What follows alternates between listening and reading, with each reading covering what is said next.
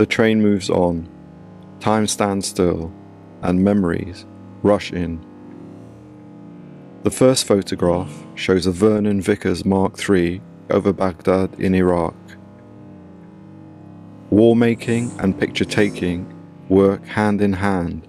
What the photograph frames, the photographer also excludes. So, what is missing? RAF planes were used to suppress the Great Iraqi Revolution of 1920, and it was brutal. The Sunday Times reported that British troops killed 10,000 Arabs in that summer alone. Their blood fed the land. Just like more recent invasions, it was for control of Iraqi oil. 13 years before the destruction of Guernica, Arthur Harris described the air campaign. The Arab now knows what a real bombing means in casualties and damage. They now know that within 45 minutes, a full-size village can be practically wiped out, and a third of its inhabitants killed by 4 or 5 machines. In the legacy of British imperialism, there are no photographs of the dead.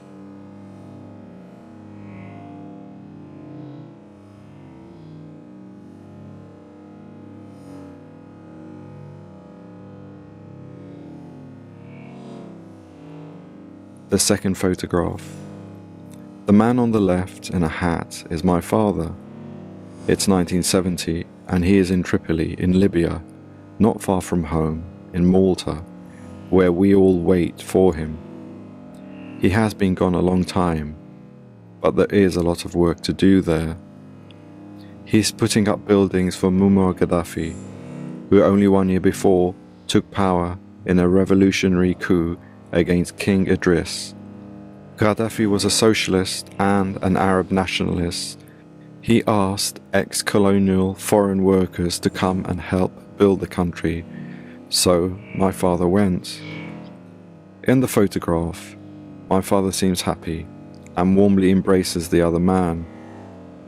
Who he is, I do not know, but the brotherhood of ex-colonial peoples at the time is impossible to describe. In 1971, my father returned home and told us about the house he had built for Gaddafi that had a bowling alley constructed in the basement.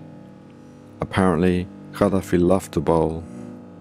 Now, 40 years later, as I sit on this train, British troops are attacking Libya with other European powers.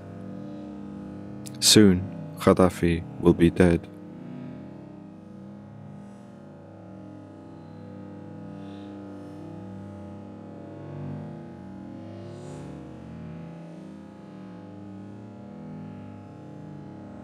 This is a photograph of a woman called Hana.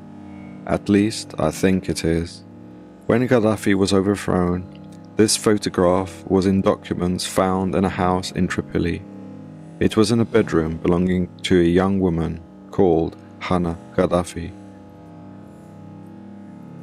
Throughout the 1970s, Gaddafi had used Libya's oil wealth to help struggling people all over the world.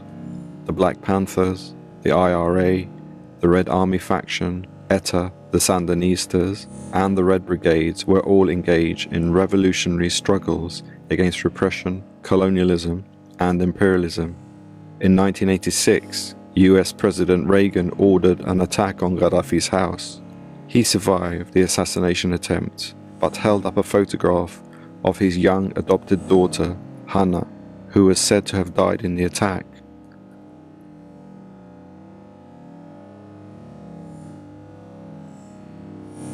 Another thought. Perhaps the building that the American bombs destroyed was the same one my father had built many years earlier. Forgotten stories, memories, people. The train moves on.